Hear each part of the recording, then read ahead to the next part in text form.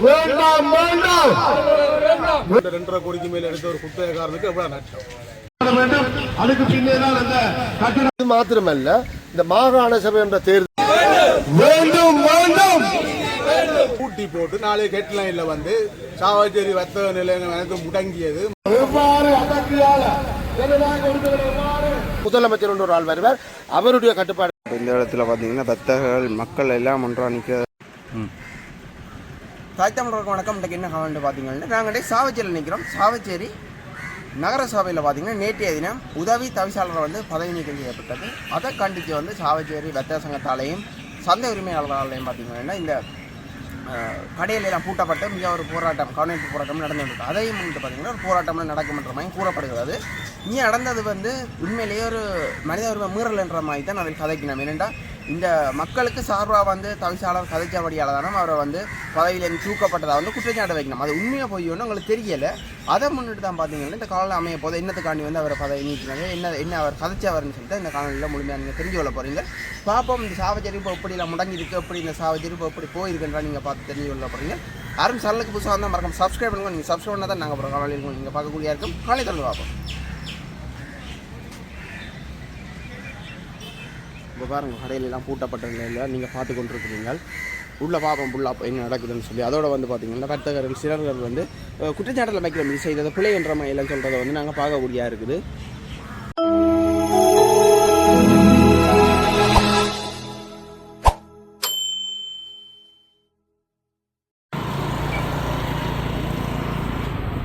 சாவச்சேரி உப தவிசாளர் கிஷோர் அவர்களை பார்த்தீங்கன்னா நேற்றைய தினம் பதவி வந்து நீக்கப்பட்டிருக்கார். அதை முன்னிட்டு பார்த்தீங்கன்னா சாவச்சேரி சந்தை எல்லாம் வந்து இன்றைய தினம் அதற்கு எதிராக வந்து அந்த பதவி நீக்கத்துக்கு எதிராக வந்து இந்த சந்தைகளெல்லாம் பூட்டப்பட்டிருக்கிறத வந்து பார்க்கக்கூடியா இருக்குது.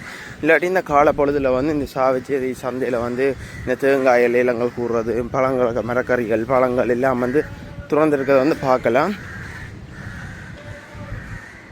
தேங்காய் வந்து வியாபாரம் செய்கிறதுக்கு வந்த மக்கள் கூட இந்த இடத்துல திரும்பி செல்வதை வந்து பார்க்கக்கூடிய இருக்குது. பாருங்க, சந்தை வந்து பூட்டப்பட்டிருக்கிறதால வந்து இந்த இன்றைய தினம் இந்த தேங்காய்கள் கொண்டு வந்தவர்கள் தங்களோட அன்றாட தேவைகளை வந்து சில தேங்காய்கள் விற்று தான் நிறைவு செய்யக்கூடிய இருக்கும். அது கூட இன்றைய தினம் நடக்காத வந்து அவர்கள் மிகவும் வேதனை அளிக்கிறதையும் பார்க்கலாம். மரக்கறி சந்தையிலெல்லாம் முற்றாக வந்து பூட்டி இருக்கிறதையும் வந்து பார்க்கக்கூடிய இருக்குது. பாருங்க, யாருக்கு தெரியும் இது சம்மந்தமாக இல்லை. என்ன சொல்கிறதுக்கான நிறைய பிரச்சனை இருக்குது. என்ன தூரத்துலேருந்து 5 கிலோ கத்திரிக்காய் 10 கிலோ மிளகாட வாரம் வாழ்வாரண்டை கட்டு போச்சு. ஏன்னா அவங்களோட சாமான இந்த அகல் வியாபாரம் பண்ணாட்டியும் கொள்முதல் பண்ணணும். பண்ணினாத்தான் அவன் நிலப்பாட்டுக்கு ஏற்ற மாதிரி நடைமுறைப்படுத்தலாம். ஏன்னா அவனுக்கு தெரியாதான் இந்த சந்தை பூட்டா இல்லையா, எத்தனை பேருக்குண்டே தெரியாது. எல்லோரும் தெரியுமோ தெரியாது. அப்போ ஒரு விஷயத்தை வார சாமான கொள்முதல் பண்ண சரி விடணும். விற்காட்டின்னு பரவாயில்ல, கொள்முதல் பண்ணணும். முழுக்க பார்த்தீங்கன்னா இந்த சந்தையெல்லாம் பூட்டப்பட்டிருக்கிறத தான் பார்க்கக்கூடிய. அதோட சந்தையில் உள்ளே இருக்கிற கடைகள் எல்லாம் வந்து பூட்டப்பட்டிருக்கிறத பார்க்கலாம் நீங்களே. இல்லாட்டி இந்த இடத்துல காலப்பொழுதில் வந்து இந்த ஆக்கள் வந்து தூரம் இருந்து கொண்டு வர இந்த மாம்பழங்கள், மரக்கறிகள், மற்றது வெங்காயங்கள், பைத்தங்காயல் போன்ற மரக்கறிகள் எல்லாம் வந்து இந்த இடத்துல வந்து ஆக்கள் சந்தையில் வந்து விற்பனை செய்கிறதையும் பார்க்கக்கூடியா இருக்கிறது. இப்போ பார்த்திங்கன்னா சந்தை முற்றாக வந்து பூட்டப்பட்டிருக்குது. ஏன்னா ஒரு நீதி கிடைக்கணுன்றதுக்காக சாவச்சேரி நகர சபையில் இருக்கிற கடைகள் வந்து முற்றாக வந்து இன்றைய தினம் பூட்டப்படும் என்றும், அதோட சாப்பாட்டு கடைகள் மற்றது மருத்துவ அதாவது ஃபார்மசிகள் போன்றவை வந்து துறக்கப்படும் என்ற மாதிரியும் வந்து சொல்லப்படுகிறது. பாப்பம் பொறுத்திருந்து என்ன நடக்க போகிறதுன்றதை பார்க்கக்கூடியா இருக்கும்.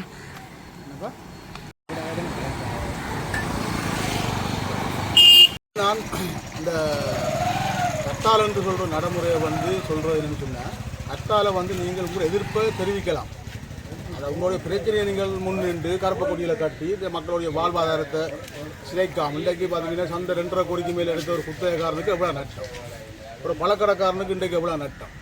அப்போ மக்களோட தேவைகளை கருத்தில் கொண்டு மக்களை நீங்கள் ஒரு கணக்கெடுப்போம். முதலாவது மக்களுக்கு இதால் எந்த பாதிப்பு வருகிறது, அதால் நாங்கள் செய்கிறது எப்படி செய்யணும் என்று வழிவாக சிந்தித்து செயல்படுவோம்.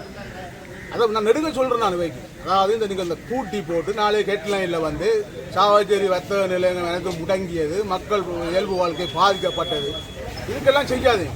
அப்போ உங்களில் பிழை இல்லைன்னு சொன்னால் நீங்கள் இப்போ நீதிமன்றங்கள் இருக்குது, நீதிமன்றத்து ஊடாக உங்களோட இதை போய் நீங்கள் நிரூபித்து நீங்கள் உங்களோட இதை செய்யுங்க. அதை விட்டு மக்களோட வாழ்க்கையை வந்து வாழ்வாதாரத்தை கெடுக்காது. ஏன்னா இன்றைய நிலைமையில வந்து 3000 5000 வச்சாலும் காணாது. ஒரு நாள் நாங்கள் எந்த வீட்டை நிலையை சொல்கிறோம், உழைக்காம விட்டால் எனக்கு கஷ்டம், எனக்கு அவ்வளோ கடந்து. அதே மாதிரி எத்தனையோ மக்களுக்கு இந்த பிரச்சனை இருக்குது. அப்போ அதனால் நான் தயவு செய்து கேட்டுக்கொள்வது, நீங்கள் என்ன ஒரு எதிர்ப்பையும் காட்டுங்கோ, ஆனால் இந்த முடக்கி வியாபார நிலையங்களை முடக்கி வர்த்தகங்களை முடக்கி வார மக்களை வந்து பைபோஸாக கலைக்கிறது என்ன அதிகாரம் இருக்குது உங்களுக்கு? தேங்காய் கொண்டு வருது, இந்த இப்போ ஜூசி வந்து கேட்டை திறந்து விடுது, தேங்காய் நாங்கள் ஜூசி கதை திறந்து விட்டால் நாங்கள் உள்ளே வந்து நிற்கிறோம். அப்போ ஜூசியில் தேங்காய் கொண்டு வாரவனே போய் நாளை வானத்தில் வாரம் அவன் டீசல் செலவழிச்சு, புனேலேருந்து வாரான், முக்காமிலேருந்து வாரான், எவ்வளோ டீசல் செலவழிச்சு, அந்த காசை நீங்கள் கொடுக்கணுமா உங்களால்?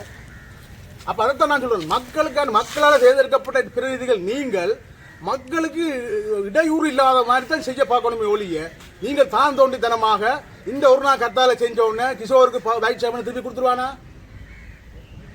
ஆசாக்கெல்லாம் இது தேவையில்லாத பிரச்சனை. அதாவது அகில இலங்கை தமிழ் காங்கிரஸ் ஒரு நகராட்சி மன்றத்தில் இருக்கிற ஒரு பிரதேச உறுப்பினர் ஆசா மிக மிக மிக மிக ஒரு கேவலமான வேலை இன்றைக்கு ரெண்டு காலை செஞ்சு இருக்கு.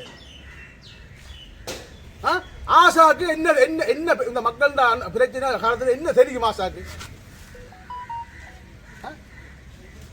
என்ன என்ன அதிகாரம் இருக்கு போ நாளை வான்னு சொல்றதுக்கு? நீ உங்களோட பிரச்சனை வேணும்னா நீதிமன்றத்துக்கு பிரச்சனை தீர்க்க பாருங்க.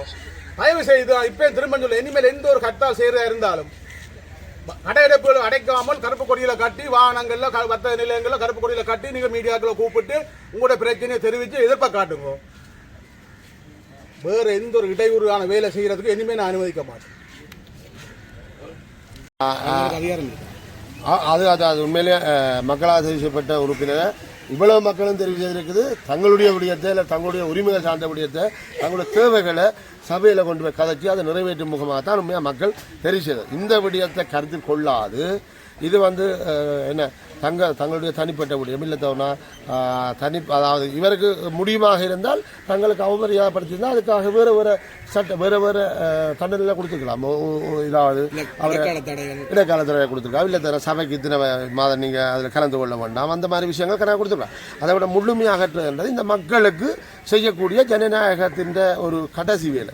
நாங்கள் ஜனநாயக உரிமையோட தான் எனக்கு இந்த ஜனநாயக உரிமையோட போய் இவருக்கு வாக்களிச்சிருக்கோம். எங்களோட வாக்கு என்ற விஷயத்தையும் எங்களுடைய அந்த வாக்குரிமையும் இல்லாத ஒழிக்கிறது. நாங்கள் அப்படின்னா எங்களுக்கு தேர்தலே தேவையில்லை.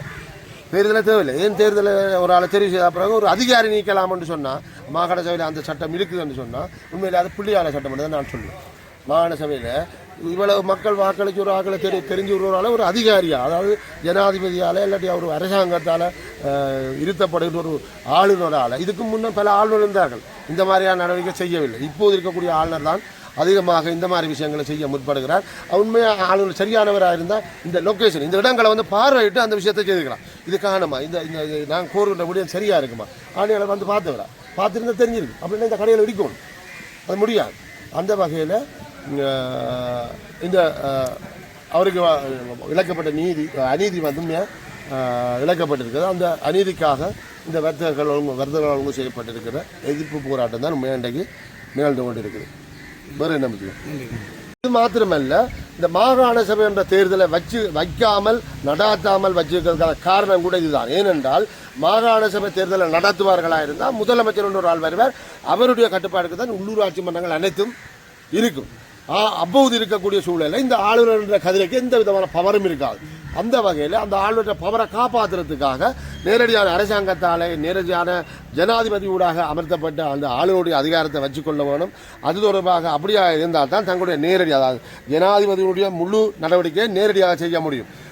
ஆனால் மாகாண சபை என்று வருமாக இருந்தால் அது முதலமைச்சருக்கு கீழால் அது மாகாண சபையினுடைய அதிகாரங்களை பெற்று ஒரு நடவடிக்கைகளை செய்ய முடியும் என்பதற்காக மாகாண சபையை நடாத்தாமல் வச்சுக்கிறார். முறையான ஒரு அரசாங்கமாக இருந்தால் இன்னைக்கு 7 மண்டா முதுகெலும்பு இருக்கிற அரசாங்கம்னா மாகாண சபையை வச்சு முதலமைச்சரை கொண்டு வந்துட்டு அதுக்கு பிறகு நடவடிக்கைகளை இவ்வாறான நடவடிக்கைகளை செய்யணும்னா செய்ய சொல்லுவோம். அதுதான் நான் கேட்டுக்கிற ஒரு விஷயம். மாநில வைக்க முடியாது, வைக்க இரண்டா பப்பினமாக இருந்தால் இப்போ இருக்கிற சூழ்நிலையில் நிச்சயமாக முதுகெலும்பு உண்டாங்கி தான் போகணும். நிச்சயமாக. நன்றி. இந்த இடத்துல பார்த்தீங்கன்னா வர்த்தகர்கள் மக்கள் எல்லாம் ஒன்றா நிற்கிறத வந்து பார்க்கக்கூடிய இருக்குது.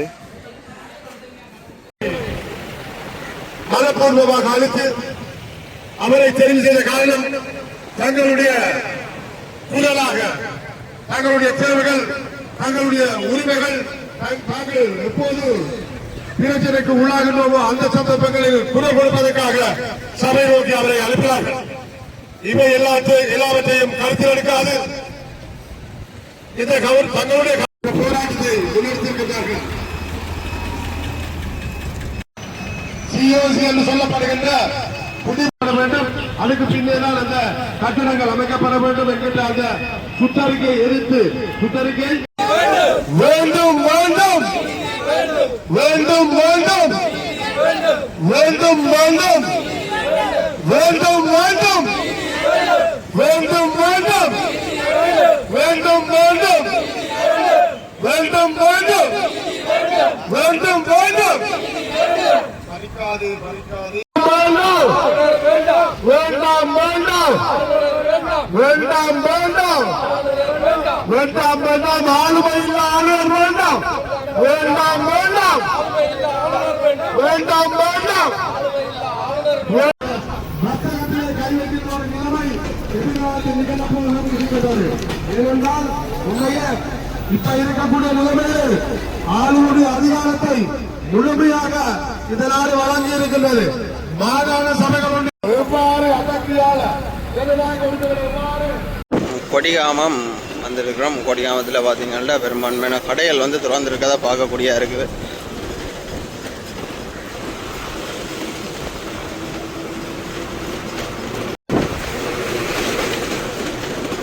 கடையும் அதிகமான கடைகள் பூட்டியும் இருக்கிறத பார்க்கலாம்.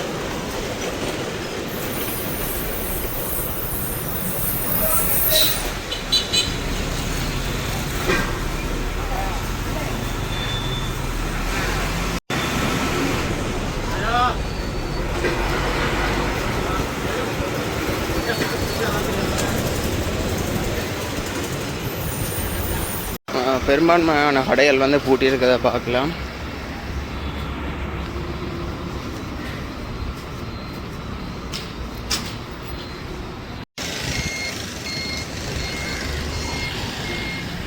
கொடிகாமத்தில் வர்த்தக கடைகள் எல்லாமே பூட்டி இருக்குது.